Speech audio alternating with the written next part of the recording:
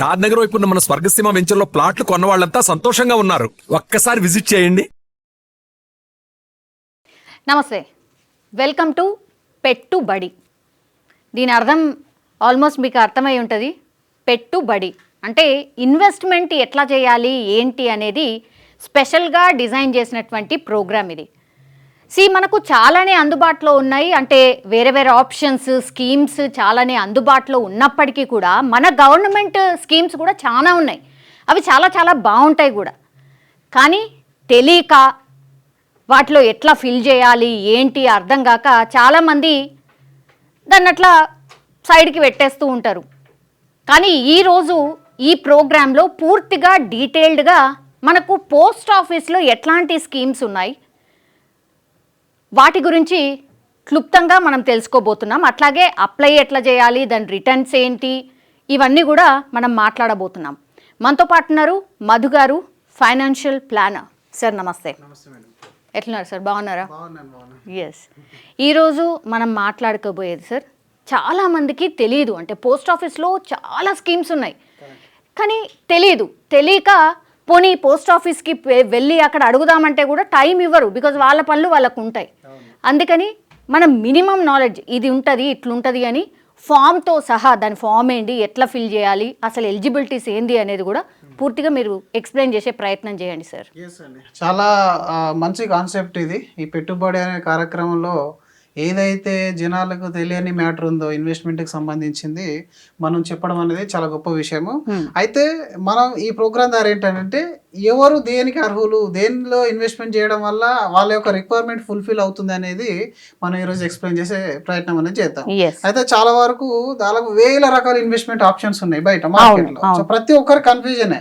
5 సంవత్సరాలు ఉన్న వాళ్ళు ఏం ఇన్వెస్ట్మెంట్ చేయాలి, 50 సంవత్సరాలు ఏజ్ ఉన్న వాళ్ళు ఏది ఇన్వెస్ట్మెంట్ చేయాలి, ఈ కన్ఫ్యూజన్లో ఏం చేస్తున్నారంటే చాలా మంది 5 సంవత్సరాలు తీసుకోవాల్సిన ప్రోడక్ట్ 50 సంవత్సరాలు ఇన్వెస్ట్మెంట్ చేయాల్సిన వాళ్ళది 5 సంవత్సరాల పిల్లలకి. అంటే డిఫరెంట్ తెలియదు కదా వాళ్ళకి. అందుకని డిఫరెంట్ పాలసీలని ఇదో పెట్టుబడి అదో పెట్టుబడి, ఇంకా బయట అయితే ఫ్రాడ్ అయితే మనకు చెప్పని కాదు తెలియని కాదు. సో ఇలాంటి ఏం కన్ఫ్యూజన్ లేకుండా అయితే పోస్ట్ ఆఫీస్లో మన గవర్నమెంట్ ఆఫ్ ఇండియా అనేది కొంత సెక్యూరిటీతో పాటు కొన్ని స్కీమ్లను అరేంజ్ చేస్తుంది. సో ఏదైతే ఆ సర్వీస్ ప్రొవైడ్ చేస్తుందో అందులో మొట్టమొదటిగా మనం ఈరోజు డిస్కస్ చేసేది post office monthly income scheme.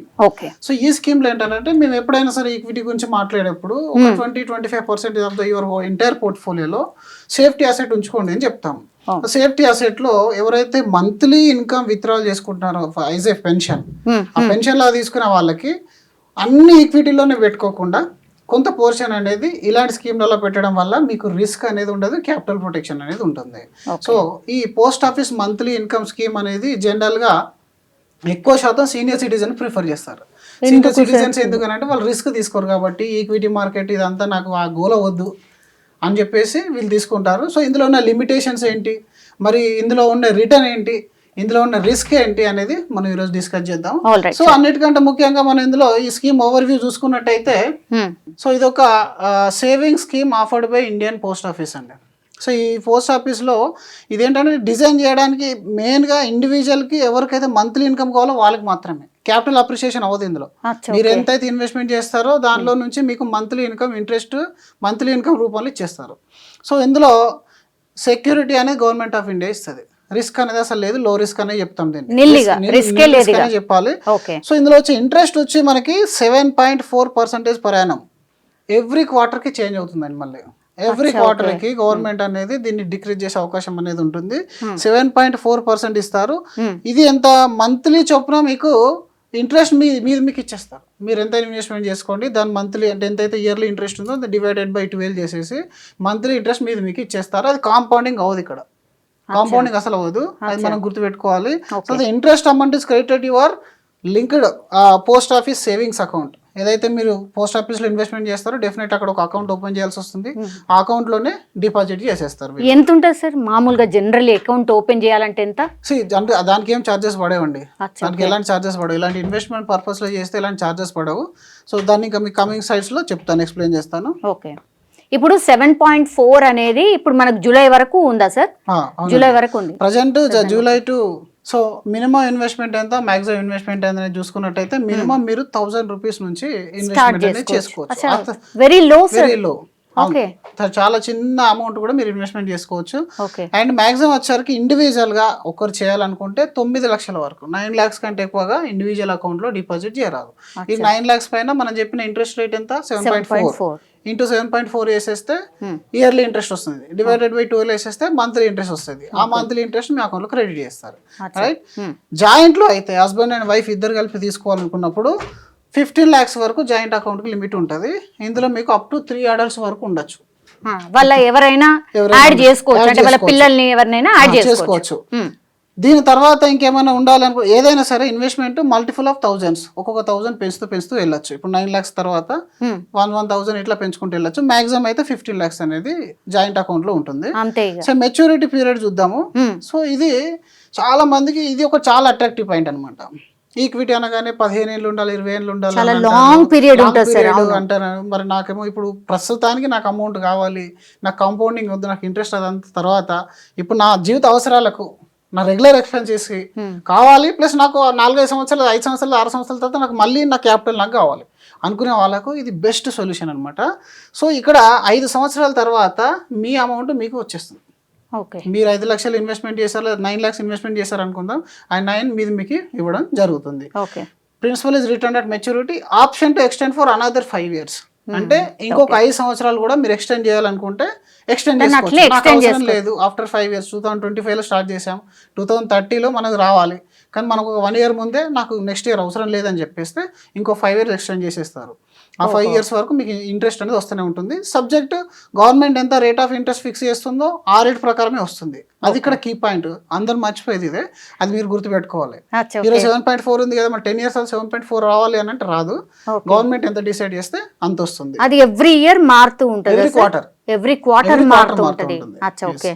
సరే సార్, ఇప్పుడు 5 ఏళ్ళు మ్యాచ్యూరిటీ అయిపోతుంది అని అంటున్నారు సార్. నాకు అత్యవసరం అయింది, నాకు అమౌంట్ అవసరం పడ్డది, నేను తీసేసుకుందాం అని అనుకుంటున్నా, తీసుకోవచ్చా? ఆ పాయింట్ కి వస్తాను.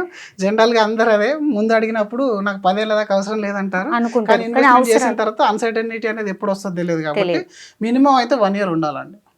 1 year తర్వాత మీకు కొంచెం చార్జెస్ కట్ అయిపోయి మిగిలింది మీకు ప్రిన్సిపల్ ఇచ్చేస్తారు. ఒక 1 year అయితే ఉండాల్సిందే. మనం ఎలిజిబిలిటీ విషయానికి వద్దాము.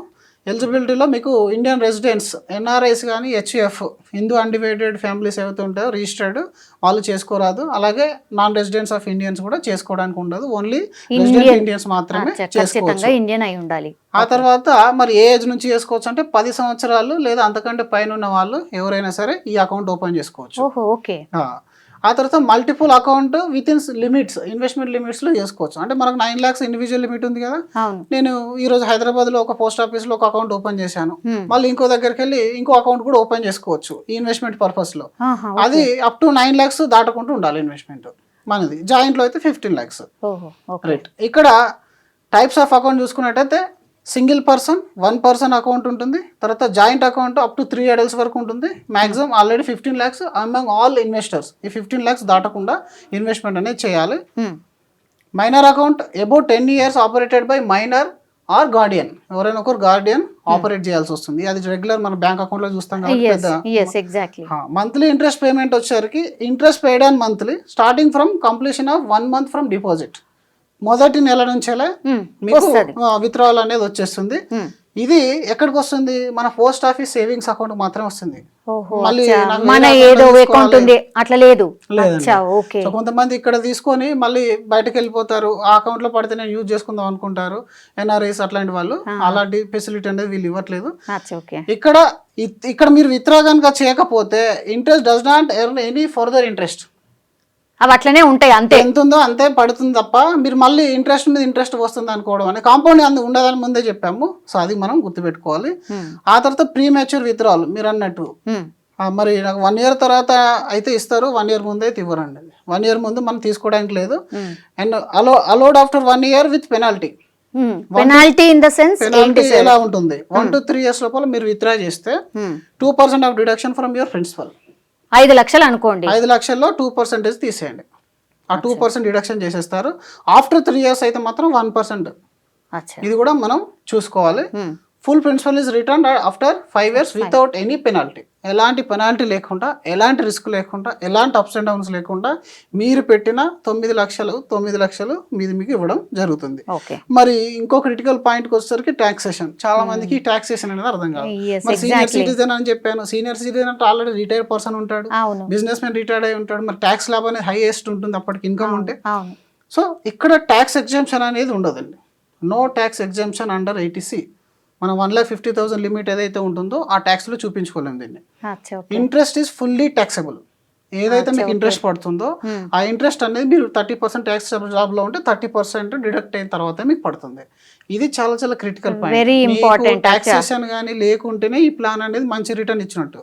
ట్యాక్స్ బ్రాకెట్లో ఉన్నారు, హైయెస్ట్లో ఉన్నారంటే మాత్రం దీన్ని మీకు ట్యాక్స్ ప్రకారం మీరు క్యాలిక్యులేట్ చేసుకోవాల్సి వస్తుంది. అచ్చా, ఓకే. సేఫ్టీ ఉన్న దగ్గర ఈ రిస్క్ అయితే కొన్ని ఉంటాయి. సో ఈ ప్లాన్ లో ఉన్న రిస్క్ ఏంది అని మనం మాట్లాడుకుంటే సేఫ్టీ అనేది బెటర్, బట్ ఇంట్రెస్ట్ అనేది రిస్క్. అంటే ట్యాక్స్ అనేది కొద్దిగా ఎఫెక్ట్ అవుతుంది అనమాట. No TDS deducted but must be reported in ITR. Compulsory చూపించాలి, కానీ ఐటీఆర్ లో మీరు చూపించాల్సి వస్తుంది. ఓకే. మరి అకౌంట్ ట్రాన్స్ఫర్స్ సంగతి ఏంటి? మనం ఒకే సిటీలో ఉండము, ఒకే ఏరియాలో ఉండము.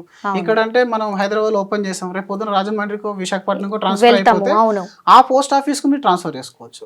ఆ పర్టికులర్ ఎక్కడైతే ఇండియా లెవెల్లో ఉన్న ఎక్కడైనా పోస్ట్ ఆఫీస్ కానీ అనదర్ బ్యాంక్ ఎక్కడ మీరు ఓపెన్ చేశారో అక్కడ మీరు ట్రాన్స్ఫర్ చేసేసుకోవచ్చు. Joint account can be converted into single account and vice versa. మీరు జాయింట్ లో చేసే సింగిల్ చేయొచ్చు, సింగిల్ నుంచి జాయింట్ లో కూడా మార్చుకోవచ్చు. అంటే కానీ లిమిట్ మాత్రం మారదు. 9 లక్షలకు మాత్రం 9 lakhs single limit, 15 lakhs joint limit. Okay. Nomination facility. Nominee can be added at the time of account opening or later. అంటే ముందైనా యాడ్ చేసుకోవచ్చు లేదా తర్వాత అయినా చేసుకోవచ్చు. సో నామినేషన్ అనేది ఇక్కడ ఉంటుంది. Help in smooth transfer funds after account holders death. ఒకవేళ అకౌంట్ హోల్డర్స్ డెత్ అయినా కూడా పెద్ద కాంప్లికేటెడ్ ఏముండదు. రెగ్యులర్ గా మనకు మ్యూచువల్ ఫండ్ లో ఉండే ఏదైతే ప్రాసెస్ ఉంటుందో ఆ సర్టిఫికేట్ కూడా సబ్మిట్ చేసిన తర్వాత ఇది కూడా ప్రొసీజర్ అనేది సింపుల్ గానే ఉంటుంది. So extension option.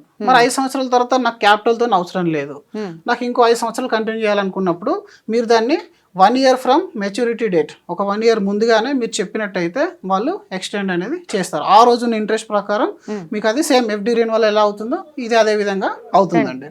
ఇది మస్టా సార్? అంటే 1 year బిఫోర్ చెప్పాల్సిందేనా? చెప్పాల్సిందే. Within 1 year from the maturity date. ఏదైనా 1 year లోపు, 6 months లోపు అయినా చెప్పొచ్చు. లాస్ట్ వరకు ఉంటే మాత్రం అది ఆల్రెడీ ప్రాసెస్ అయిపోతుంది కాబట్టి అవ్వదు. So interest rate at the time of extension is applies. ఇది నేను చెప్పాను కదా, ఆ రోజున్న ఇంట్రెస్ట్ రేట్ మాత్రమే వర్కౌట్ అవుతుంది.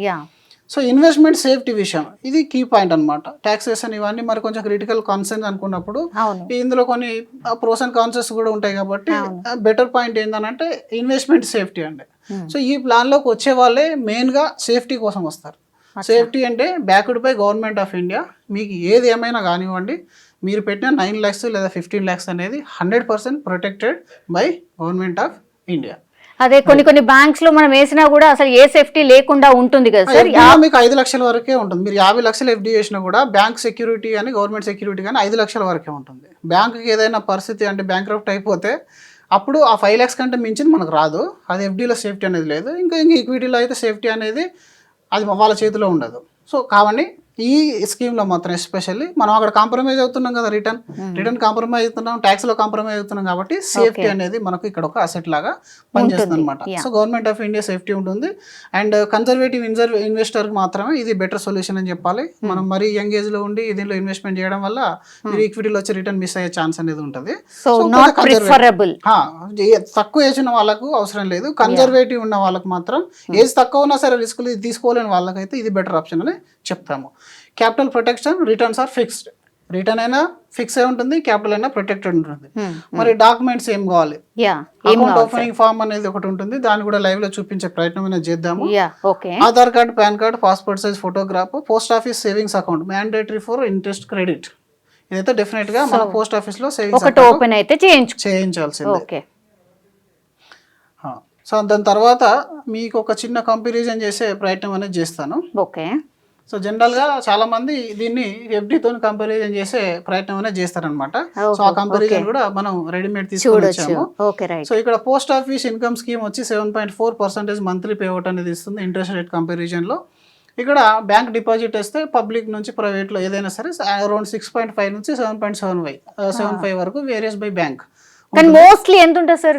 అంటే 7.75 చూపెడుతున్నారు కదా. ఎస్ కదా, అంతే కదా సార్. సీనియర్ సిటిజన్ ఉంటారు కాబట్టి ఇక్కడ సీనియర్ సిటిజన్ ఉన్నప్పుడు ఆ హైయెస్ట్ స్లాబ్ కూడా మనం చూపించాల్సిన అవసరం అనేది ఉంటుంది. సో ఇంకొక స్కీమ్ కూడా ఉంది, అది మనకి సీనియర్ సిటిజన్ సేవింగ్ స్కీమ్, అది కూడా పోస్ట్ ఆఫీస్ స్కీమే. సో దాని గురించి కూడా మళ్ళీ చెప్తాము. బట్ అది కూడా మీరు చూసుకుంటే కంపారిజన్ లో 8.2% రిటర్న్, ఇట్స్ గుడ్ రిటర్న్. 7.4% ఇక్కడ. సో దీని తర్వాత మనకు పేఅవుట్ ఫ్రీక్వెన్సీ వచ్చి ఇది మంత్లీ ఫేక్, మనకు మంత్లీ పేఅవుట్ వచ్చేస్తుంది. ఇక్కడ ఎఫ్డి అనేది మాత్రం మంత్లీ, క్వార్టర్లీ, యాన్యువల్లీ మీకు నచ్చినట్టుగా తీసుకోవచ్చు. రైట్, అక్కడ అది క్వార్టర్లీ పేఅవుట్ లోకి వచ్చేస్తుంది. దాని తర్వాత టెన్యూర్ విషయానికి వస్తే ఇది 5 years ఫిక్స్డ్, తర్వాత ఎక్స్టెన్షన్ 5 years. ఇక్కడ మీకు ఇక్కడ టెన్యూర్ విషయానికి వస్తే మాత్రం ఎఫ్డీలో కొంచెం ఫ్లెక్సిబిలిటీ ఎక్కువ ఉంటుంది. మీరు ఎన్ని సంవత్సరాలైనా ఎన్ని డేస్ అయినా కూడా ఉంచుకోవచ్చు, 7 days నుంచి 10 years వరకు. తర్వాత మళ్ళీ రెన్యువల్ అవుతుంది. అక్కడ మనకు సేవింగ్ స్కీమ్ లో మాత్రం 5 years ఉంటుంది, 3 years ఎక్స్పాండ్ అవుతుంది. అక్కడ 3 years ఎక్స్పాండ్ అవుతుంది. Minimum investment across all products లో 1000. అదైతే మాత్రం కామన్ గా, ఇది కామన్. ఎందుకంటే రిటైల్ ఇన్వెస్టర్స్ ఎవరు కూడా మిస్ కాకూడదు అనే ఉద్దేశంతో ఇది పెడతారు. సో అదొక రకంగా మంచి ఆప్షన్. మనకు మాక్సిమం ఇన్వెస్ట్మెంట్ ఇప్పుడు చూసుకున్నట్టయితే ఇందులో 9 and 15 మనం చెప్పుకున్నాము. బ్యాంక్ ఎఫ్డీలో మాత్రం ఎలాంటి లిమిట్ అనేది ఉండదు, ఇది బ్యాంకు వాళ్ళ డిసిజన్. అక్కడ మాత్రం 30 lakhs, ఎందుకంటే 2023 తర్వాత రివైజ్ చేశారు అది. సో అంతకు ముందు ఇంకా తక్కువ ఉండేది. సో 30 lakhs అనేది ఇప్పుడు చేశారు. జనరల్ గా చాలా మంది ఏంటంటే ఈ మ్యాక్సిమం ఇన్వెస్ట్మెంట్ కూడా ఒక పెద్ద క్వశ్చన్ అందరికి. బట్ ఇక్కడ 915 అనేది మనకు ఫిక్స్ ఉంది, ఎఫ్డీలో అనేది ఈ లిమిట్ అనేది లేదు. సో ఇక్కడ ట్యాక్స్ బెనిఫిట్ విషయానికి వస్తే మాత్రం ఈ ప్లాన్ లో నేను చెప్పాను కదా, ట్యాక్స్ ఎఫెక్ట్ అవుతుంది, ఏటీసీ బెనిఫిట్ అనేది లేదు. తర్వాత ఇక్కడ అప్ టు 1.5 lakhs వరకు 5 years ఎఫ్డీ అయితే మీకు ట్యాక్స్ బెనిఫిట్ ఏటీసీలో మీరు క్లెయిమ్ చేసుకోవచ్చు.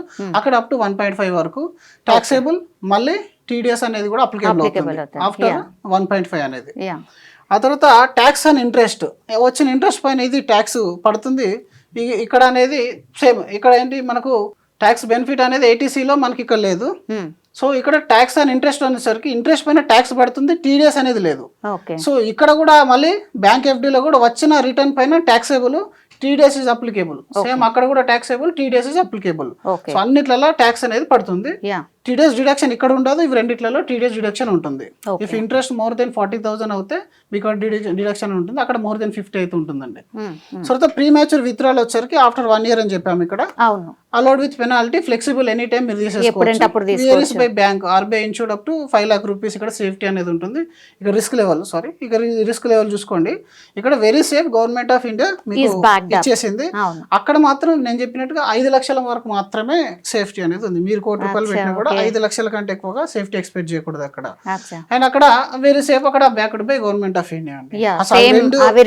రెండు పోస్ట్ ఆఫీస్ స్కీమ్స్ కాబట్టి గవర్నమెంట్ ఆఫ్ ఇండియాలో కిందకి వస్తాయి. సో ఇది జనరల్ గా కంపారిజన్ అనేది మీరు దీన్ని బట్టి దాదాపు అంత అర్థమై ఉంటది మీకు ఈజీగా. సో ఎక్స్టెన్షన్ పీరియడ్ కూడా ఒకసారి మనం చూసుకున్నట్టయితే ఇది ఆఫ్టర్ 5 years, మళ్ళీ ఇంకొక 5 సంవత్సరాల వరకు. ఇది డిపెండ్స్ అపాన్ ద బ్యాంక్, అది మోర్ 3 years మాత్రమే ఉంటుంది. సో ఇక్కడ ఇన్వెస్టర్ కూడా ఎవరు ఇన్వెస్ట్మెంట్ చేయాలి, ఇది పెద్ద క్వశ్చన్. ఇక్కడ కన్జర్వేటివ్ ఇన్వెస్టర్, ఇది జనరల్ పబ్లిక్, గోల్ బేస్డ్ ఎవరైనా చేసుకోవచ్చు. అది మాత్రం senior citizen looking for fixed income ఎవరైతే చూస్తున్నారో వాళ్ళు మాత్రమే ద బెస్ట్ అని చెప్పొచ్చు. సో ఇప్పుడు ఇట్లా మరి రికమెండేషన్ కూడా చూడాలని అంటే రికమెండేషన్ కూడా మనం ఇక్కడ ప్రిఫర్ చేసే ప్రయత్నం చేసాము. సో ఇప్పుడు మనం మంత్లీ ఇన్కమ్ స్కీమ్ ఎవరికైనా, if you want a fixed monthly income and you are not a senior citizen, మీరు సీనియర్ సిటిజన్ కాదు, మీకు ఫిక్స్డ్ ఇన్కమ్ కావాలి and you prefer guaranteed risk free return, ఇదైతే మాత్రం మీరు POMISని చూస్ చేసుకోవచ్చు. ఒకవేళ మీరు ఫ్లెక్సిబిలిటీ ఇన్ టెన్యూర్లో నాకు ఫ్లెక్సిబిలిటీ కావాలి అండ్ అలాగే నాకు 15 lakhs కంటే ఎక్కువ ఇన్వెస్ట్మెంట్ విత్డ్రా చేసి నేను ఇన్వెస్ట్మెంట్ చేయడానికి రెడీగా ఉన్నాను, అలాగే you are okay with TDS and interest variation, go for bank FD, any private bank. ఒకవేళ మీరు సీనియర్ సిటిజన్ అయితే హైయెస్ట్ సేఫ్టీ ఇంట్రెస్ట్ మీకు కావాలనుకుంటే మాత్రం అండ్ మీకు quarterly income and tax benefits కావాలనుకుంటే మాత్రం మీరు సీనియర్ సిటిజన్ సేవింగ్ స్కీమ్కి వెళ్ళాలన్నమాట. సో ఈ విధంగా మనం డిఫరెన్స్ అనేది చేసాము. Okay, right. ఇందులో మనం కావాలంటే ఫామ్ ఇప్పుడు ఓపెన్ చేసుకోవచ్చు. ఫామ్ ఒకసారి చూద్దాం sir, how to fill and everything. Sir first మనము అంటే ఫామ్ ఫిల్లింగ్ ఎట్లా, అసలు అందులో అకౌంట్ ఓపెన్ చేయాలా పోస్ట్ ఆఫీస్లో అంటే ఎట్లా, ఒకసారి క్లుప్తంగా ఎక్స్ప్లెయిన్ చేయండి సార్. రైట్ అండి. అయితే చాలా వరకు అందరికీ ఏంటంటే మరి బెనిఫిట్స్ అయితే చెప్పారు, కానీ దాన్ని ఫామ్ ఓపెనింగ్ ఏంటి, అందులో ఏమేమి డాక్యుమెంట్స్ అవసరం పడతాయి, అసలు ఎక్కడ అప్రోచ్ అవ్వాలనేది ఒక క్లారిటీ అనేది ఉండదు. సో ఫస్ట్ మీరు పోస్ట్ ఆఫీస్ సంబంధించి ఏది ఇన్వెస్ట్మెంట్ చేయాలనుకున్నా కూడా పోస్ట్ ఆఫీస్లోకి మనం వెళ్ళాల్సి వస్తుంది. ఆ పోస్ట్ ఆఫీస్లో మీకు ఉండే ఒక ఫామ్ను మేము ఒక మోడల్గా ఎక్స్ప్లెయిన్ చేసే ప్రయత్నం చేస్తాము. సో ఇది post office savings account opening form. Okay. So ఈ సేవింగ్స్ అకౌంట్ ఓపెన్ చేసినప్పుడే మీకు జనరల్గా మనం బ్యాంకులో ఏదైతే డీటెయిల్స్ ఇస్తామో ఆ డీటెయిల్సే అడుగుతారు. ఇక్కడ స్పెషల్గా వేరే ఏం ఉండదు. పాస్పోర్ట్ సైజ్ ఫొటోస్ ఉంటుంది. తర్వాత మీరు దేనికోసం వాడుతున్నారు దీన్ని అనేది మీరు ఇక్కడ చూసుకోవాలి. ఇక్కడ సేవింగ్సా, రికరింగ్ డిపాజిటా, లేదంటే మీకు సుకన్య సమృద్ధియా, లేకపోతే సీనియర్ సిటిజన్సా, పీపీఎఫ్ఆ, ఇట్లా డిఫరెంట్ ఆప్షన్స్ అనేవి ఉంటాయి. అది మనం టిక్ చేసుకోవాలి. దాని తర్వాత ఆధార్ కార్డుకు సంబంధించిన డీటెయిల్స్, అలాగే మన పాన్ కార్డ్ సంబంధించిన డీటెయిల్స్ అనేది వీళ్ళకి సబ్మిట్ చేయాల్సి వస్తుంది. అకౌంట్ హోల్డర్ టైప్లో మీరు సింగిల్ అయితే సింగిల్, అండ్ లేదా మీకు జాయింట్ అయితే జాయింట్ చేసుకోవచ్చు. ఆ తర్వాత account type, account holder type కూడా సెల్ఫ్, లేకపోతే మైనర్ త్రూ గార్డియన్, లేదా person unsound mind of thought of Guardian through Guardian. అంటే డిఫరెంట్ ఇప్పుడు మనం చేస్తున్నామా, మన పిల్లల కోసం చేస్తున్నామా, లేదా మన వాళ్ళ కోసం చేస్తున్నామా, దాన్ని బట్టి మీరు ఇక్కడ అది గైడ్ కూడా చేస్తారు పోస్ట్ ఆఫీస్ వాళ్ళు, పెద్ద ప్రాబ్లం ఏమి ఉండదు. ఓకే. సో వాళ్ళ ఎవరిదైతే నేమ్ ఉంటుందో వాళ్ళ నేమ్ అనేది ఇక్కడ మెన్షన్ చేసుకోవాలి, జెండరు, ఇట్లాంటి సింపుల్ డీటెయిల్స్ అండి, పెద్దగా ఏమి ఉండదు. తర్వాత ఇక్కడ చూడండి, name of the applicant, first, second, third applicant, ముగ్గురు ఉండొచ్చు అని చెప్పాము కదా. సో ముగ్గురు general post office savings account form ఇది, కొత్తగా అంటూ ఏముండదు ఇందులో. సేమ్ ఈ date of birth, PAN number, CAF number, house number, ఇవన్నీ మనకు తెలిసిన నెంబర్సే ఉంటాయి. సో అన్నీ చేసిన తర్వాత మీరు దీన్ని ఫిల్అప్ చేసి పోస్ట్ ఆఫీస్లో ఇచ్చేస్తే వాళ్ళు అకౌంట్ అనేది ఓపెన్ చేసేస్తారు. దాని తర్వాత జనరల్గా వెళ్ళిపోతుందనండి. ఓకే. సో క్రిటికల్ పాయింట్స్ అనేది ఏం లేదు. బాగా చాలా మందికి ఏంటంటే అది పెద్ద కాంప్లికేటెడ్ డాక్యుమెంట్ ఏమో అని అనుకుంటారు. సీనియర్ సిటిజన్స్ కూడా ఎలాంటి మీరు ఇబ్బంది పడాల్సిన అవసరం లేదు. మీరు passport size photo and pan card, Aadhaar card మీరు కనుక తీసుకుని వెళ్ళారంటే ఈజీగా ఓపెన్ అయిపోతుంది అక్కడ. సో ఇదండి ఓవరాల్గా. ఓకే. దిస్ ఈజ్ అంటే పోస్ట్ ఆఫీస్లో ఎట్లా ఓపెన్ చేసుకోవాలి అకౌంట్ అనేది. సో ఓవరాల్గా ఇది టోటల్లీ డీటెయిల్డ్గా మనం ఎక్స్ప్లెయిన్ చేసింది first scheme sir, post office monthly income scheme. అవునండి. ఎందుకంటే మనం ఎప్పుడైనా సరే మనం ఎక్కడ ఇన్వెస్ట్మెంట్ చేయాలనే కంటే ముందుగా మనం దేనికోసం ఇన్వెస్ట్మెంట్ చేస్తున్నాం అనేది తెలుసుకోవడం చాలా ముఖ్యం. అందులో ప్రతి ప్రోడక్ట్కి ఒక యూనిక్ క్వాలిటీ అనేది ఉంటుంది. సో మన వాళ్ళు ఏంటంటే కంపారిజన్ చేయకుండా తీసుకోవడం వల్ల ఇబ్బంది పడతారు తప్ప ఏ ప్రోడక్ట్ చెడ్డదంటూ ఉండదు. మార్కెట్లో ఏ ప్రోడక్ట్ ఉండే క్వాలిటీ ఆ ప్రోడక్ట్ ఉంటుంది. సో ఈ రోజు మనం దీని గురించి చెప్పడం వల్ల దీని టార్గెట్ ఆడియన్స్ ఎవరు అనేది వాళ్ళకు క్లారిటీ ఉంటుంది, ఇన్వెస్ట్మెంట్ చేసే వాళ్ళకు కూడా క్లారిటీ ఉంటుంది. కాబట్టి నేను ఎక్స్ప్లెయిన్ చేయడం జరిగింది. ఎవరు ఫిట్ అవుతారు ఈ స్కీమ్కి అనేది మనం ఎక్స్ప్లెయిన్ చేసే ప్రయత్నం చేసినాం. All right, thank you so much Madhu garu. Actually మేమైతే చాలా వరకు కవర్ చేసినాం. అంటే ఇది పోస్ట్ ఆఫీస్ మంత్లీ ఇన్కమ్ స్కీమ్కి సంబంధించిన పూర్తి detail as well as form కూడా మనం అంటే చూయించినాం కూడా. సో పూర్తిగా ఒక అవగాహన అయితే కల్పించే ప్రయత్నం చేసినాం. అయినా సరే మీకు ఏమైనా డౌట్స్ ఉంటే గనక ప్లీజ్ దయచేసి కామెంట్ రూపంలో తెలియజేయండి. బికాస్ నెక్స్ట్ వీడియో చేసినప్పుడు కూడా మాకు కూడా ఈజీ అవుతుంది. మేము కూడా రెక్టిఫై చేస్తూ దీంట్లో ఈ ప్రాబ్లమ్స్ని మీరు ఫేస్ చేస్తున్నారు, మీకు డౌట్స్ ఉన్నాయి అని అంటే దాన్ని క్లారిఫై చేసే ప్రయత్నం కూడా మేము కూడా చేయబోతున్నాం. సో కామెంట్ తెలియజేయాల్సిందిగా కోరుతున్నాం. అండ్ ఇట్లాంటి స్కీమ్స్ని కూడా మేము ఫర్దర్గా డిఫరెంట్ వీడియోస్లో కూడా మేము చెప్పబోతున్నాము.